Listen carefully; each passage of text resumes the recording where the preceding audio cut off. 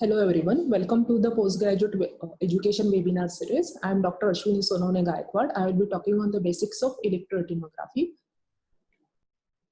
Dr. Ashwini Sonawne works as a consultant ophthalmologist in cataract, medical retina, glaucoma, and ROP services at H.V. Desai Eye Hospital, Pune. She specializes in cataract, medical retina, ROP, and glaucoma with an experience of more than 7 years. Electrophysiological testing consists of electroretinography, visually evoked potentials, and electrooculogram. So today I will be talking on the basics of electroretinography. What is electroretinography? How it is recorded? Then what are the normal components of the electroretinography? And a few examples of the abnormal ERG associated with various retinal disorders. So electroretinogram, it is a diagnostic test that measures the electrical activity generated by the neural and non-neuronal cells in the retina in response to the light stimulus. This light stimulus can be a flash of a light or a pattern of a light in various light adapting conditions. ERG is the corneal measure of the action potential produced by the retina when it is stimulated by the light. It is the composite electrical activity from the photoreceptors, Muller cell, bipolar cells, and RPE. Coming to the basic principle of the ERG, there is sudden illumination of the retina, which leads to simultaneous activation of all the retinal cells which generate the current. This current generated by all retinal cell mix and they pass through the vitreous and extracellular spaces. The high RPE resistance prevents the summated current from passing posteriorly. The small portion of the summated current which escapes through the cornea is recorded as an ERG. So this is how in short the normal ERG is recorded. So coming to the uses of the ERG, it is an important diagnostic tool for diagnosing various retinal disorders. It is also used for evaluation of the retinal toxicity due to various drugs and from the retained metabolic intraocular foreign body. Especially in juvenile diabetics, it is very good predictor for the development of the proliferative diabetic retinopathy. It also helps to assess the retinal function in presence of dense opacities in the media. Also very important in documenting visual potential in preverbal, in infants, in mentally retarded and unreliable patients. Also when there is loss of vision and no abnormality is detected in the ocular examination, ERG helps to localize the pathology in the retina. So these are the uses of the ERG. So why it is safe? Because it is non-invasive. So there are no major side effects, no systemic side effects. Any patient with systemic illness who can sit comfortably for some time can perform ERG. No pre-medication required, no medications are contraindicated. So coming to how ERG is recorded. So dark room with non-reflecting walls is a prerequisite. Generally FFA or fundus photography or any strong light in the fundus for that matter should be avoided. If FFA or fundus photography is done, then ask the patient to sit for half an hour to 1 hour in the OPD, then you can do ERG. Dilatation is prerequisite. Also a dark adaptation of more than 20 minutes to maximize the rod responsiveness.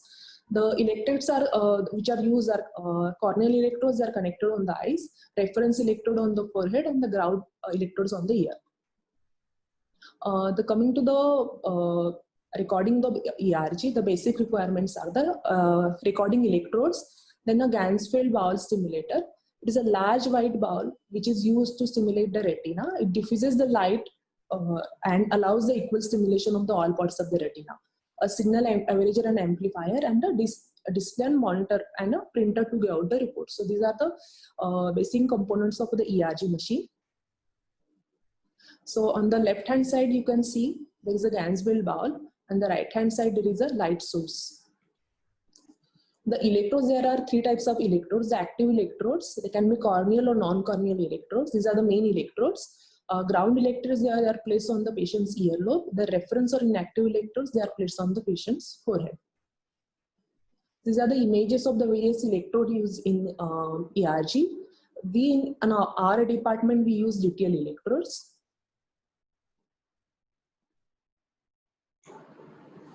The International Society of Clinical Electrophysiology of Vision over a period of time has developed a standard for recording ERG. So these are the standard steps which are followed to record the fulfilled ERG. The first, there is a 20 minutes initially there is a full mydriasis followed by a 20-minute dark adaptation for scotopic response.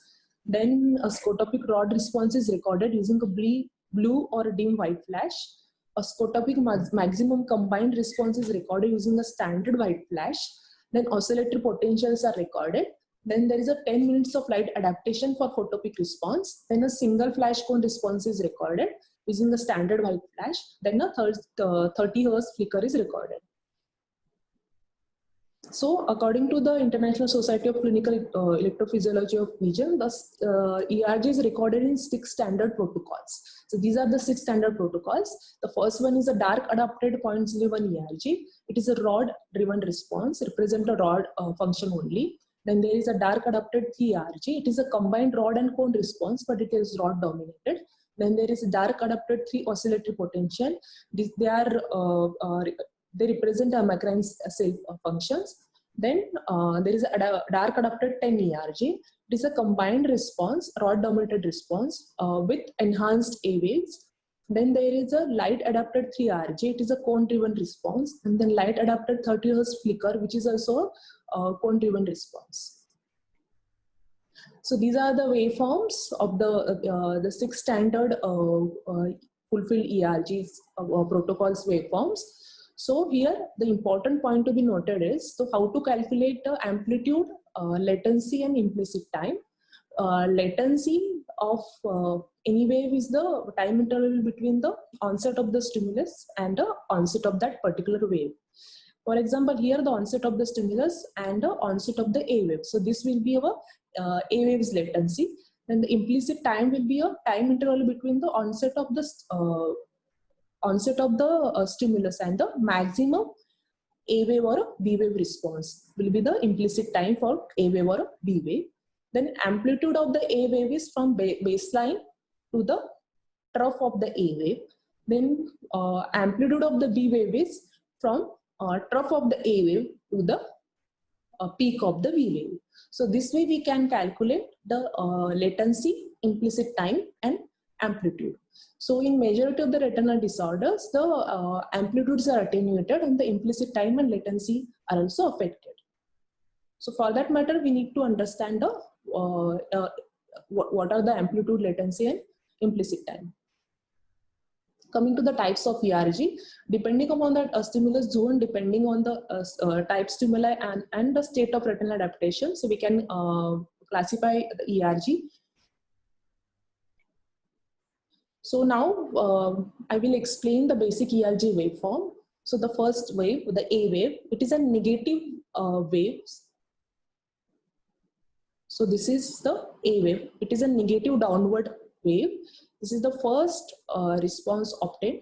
It arises from the photoreceptors. Basically, it reflects the normal general physiology of the photoreceptor or rods and cones. So rods and cone responses can be separated by using various light stimulus and pattern of stimulus and color of the stimulus, and also the frequency of by varying the frequency of the light stimulus. So the B wave is the next wave. It is a positive wave, as you can see. This is the B wave. It is a positive upward wave. It represents the on bipolar cell and a Muller cell activity. Basically, this reflects the normal general physiology of the inner retina. Then oscillatory potentials are the small rippling currents present on the ascending limb of the B wave. So these are the oscillatory potentials, and they are produced by the Amacrine cell. So this is A wave, then this is B wave, and these are the oscillatory potentials. On a long stimulus, we get a C wave and a D wave. So C wave is a positive wave. It arises from the RP, and D wave arises from the off bipolar cell. But generally clinically we don't use C and D wave. So now I will go through the individual ERG responses. The first one is the scotopic rod response. It is the first signal measured after dark adaptation. And generally it represents a rod system of the retina. So this is a scotopic rod response. So you will see there is a first a negative A wave, which is generally hidden by a B wave, and this is a B wave. So this is a normal scotopic rod response. So here in the graph you can see this is a normal rod scotopic rod response. Then this is a scotopic rod response in a cone dystrophy, and the last wave, this is a scotopic rod response in retinitis pigmentosa or rod cone dystrophy. So as you can note, in rod cone dystrophy, the B wave amplitude is grossly attenuated. Now coming to the next standard protocol, it is a scotopic maximal combined response. It is obtained using a standard flash, and it represents both rod and cone systems, but it is rod dominated. So here you can see this is the initial negative E wave, which arises from the rods and cones and followed by a B wave. It arises from the on bipolar cell and Miller cell. So this is a normal maximal combined response. This in cone dystrophy and this in retinitis pigmentosa or rod cone dystrophy. So here you can see the both A wave and B wave amplitudes are grossly depressed. So now this is coming to the photopic single flash response. It is a cone response. So it is obtained using a white standard flash. It represents the cone system. It is recorded after 10 minutes adaptation to background light to suppress the rod activity. And here, as you can see, this is the normal cone response. A cone response in retinitis pigmentosa and a cone response in a cone dystrophy. Now coming to the next standard protocol, it is a photopic 30 Hz flicker response. This also represents a cone system. And generally after in normal standard recording condition, the rods stop responding after a frequency of light stimuli of more than 20 per second. A flicker of more than 20 per second. So photopic 30 Hz flicker is a isolated cone response and it is abnormal in cone dystrophy. Oscillative potentials, these are the generated by amacrine cell and they are sensitive to the effects of the ischemia, and they are very good predictor of development of a proliferative diabetic retinopathy. So as you can see, these are the oscillatory potential in normal eye. Oscillatory potential in a early diabetic retinopathy, the amplitude is reduced, and oscillatory potential in proliferative diabetic retinopathy. So in PDR, the amplitudes of the oscillatory potentials are grossly reduced. So this is a normal fulfilled ERG often in a normal fundus. So these are the various components of the ERG. The first one, this is a isolated rod response in right eye and a left eye. A maximal combined response, oscillatory potentials, then the photopic single flash response, which is a cone response, then a 30 Hz flicker. So now coming to the interpretation of the ERG. So ERG is abnormal only when more than 20% of the retina is affected. So while interpreting clinical correlation is necessary, so many times the localized lesion can be missed. Also, the non-dilating pupils and nystagmus can affect the ERG.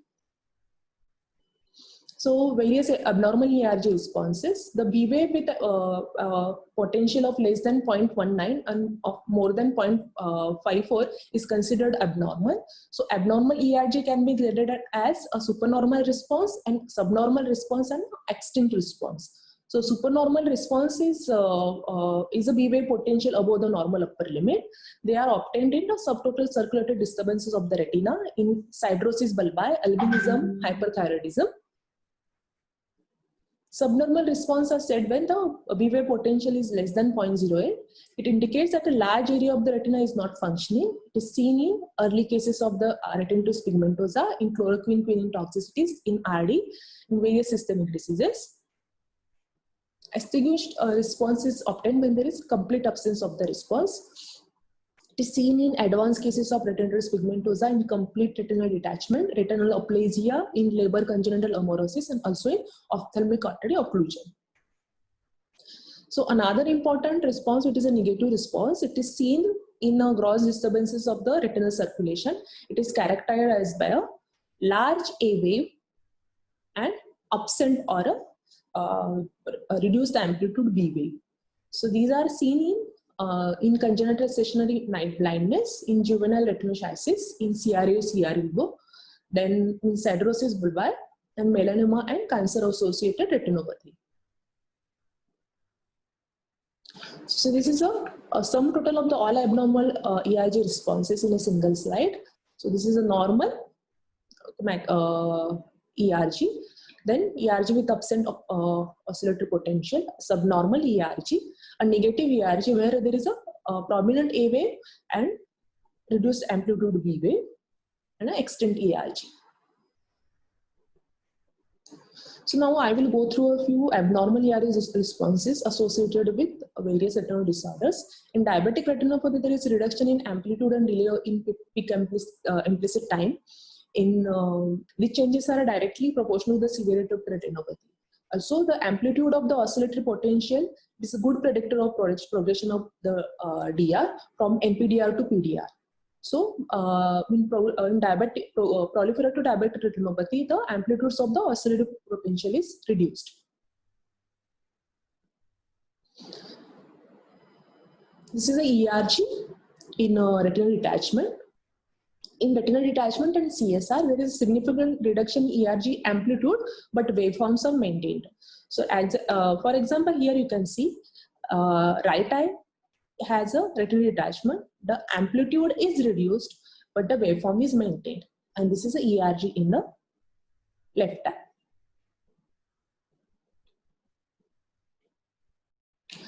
In retinoschisis, a typical negative ERG waveform is seen. As you can see, the B wave amplitude is reduced and there is a prominent A wave. So retinoschisis has a negative ERG waveform. Retinitis pigmentosa or rod cone dystrophy. The both rod and core signals show a loss of amplitudes, but the rod signals are affected predominantly, and there is predominant reduction in the amplitude of both A wave and B wave. So this is a full-field ERG of the normal eye, and this is a ERG in a retinitis pigmentosa. As you can see, both the A wave and B wave amplitudes are affected. They are more affected in the rod system.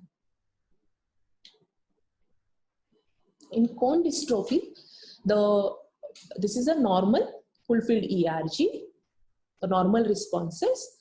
Here in cone dystrophy, the rod responses are affected, but as you can see, the cone responses are more severely affected. They are unrecordable.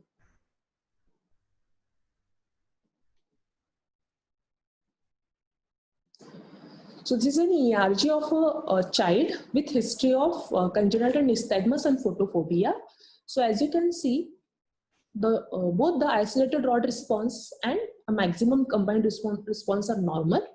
But we go to cone response, the photopic single flash response and 30 years flicker both are absent.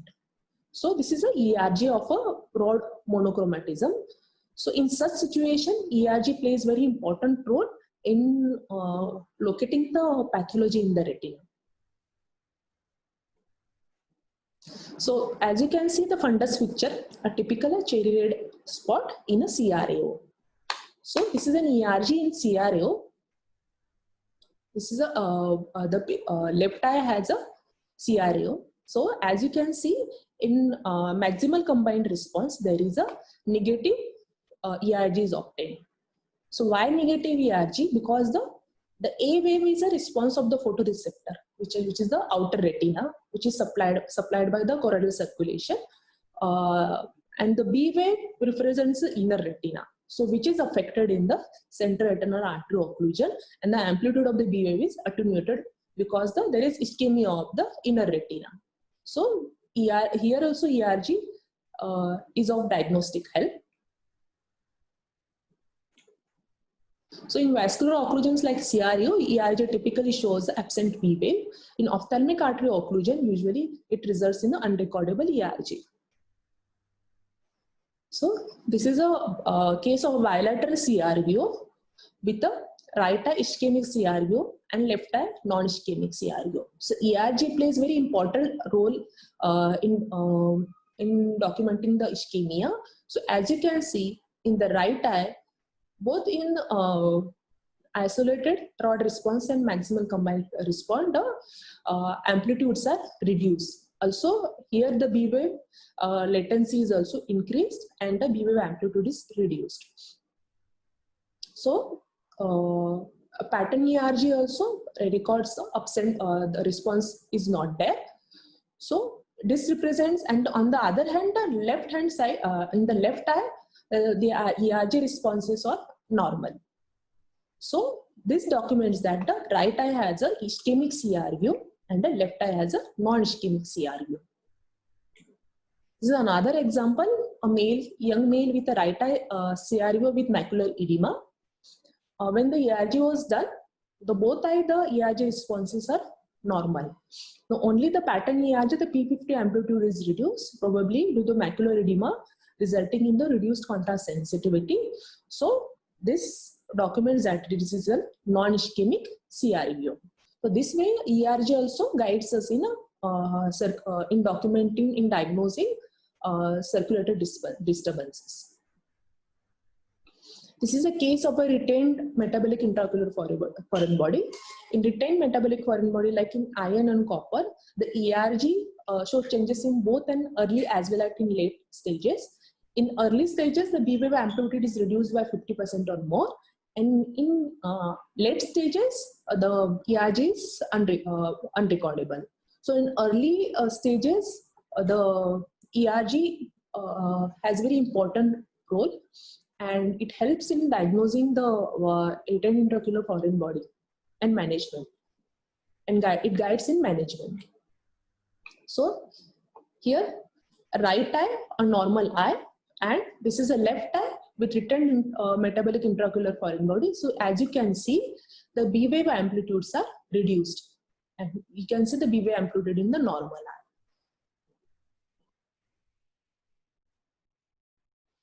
So several drugs taken with higher doses or for longer period can cause retinal degeneration with pigmentary changes. So these are the examples of the few drugs which can cause retinal toxicity. So these toxic effects of the medications can be detected and quantified using ERG. So in drug toxicities also, there is attenuation of the fulfilled ERG B wave amplitudes. So this is a fundus picture of the chloroquine retinopathy, or so this is the ERG in a fulfilled normal ERG, and this is ERG in patient with the chloroquine toxicity. So here you can see the B wave amplitudes are reduced.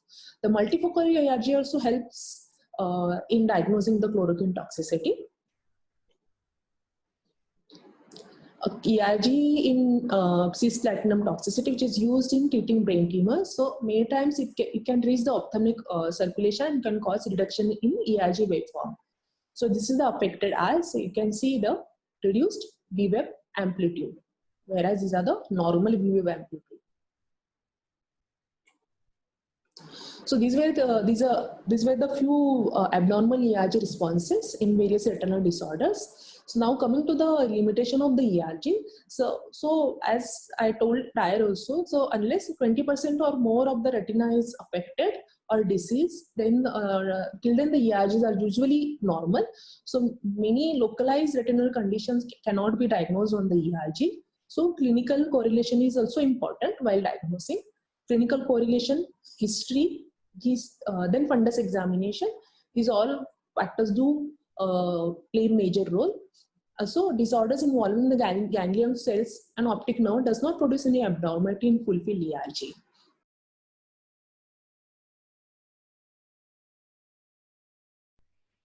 Thank you.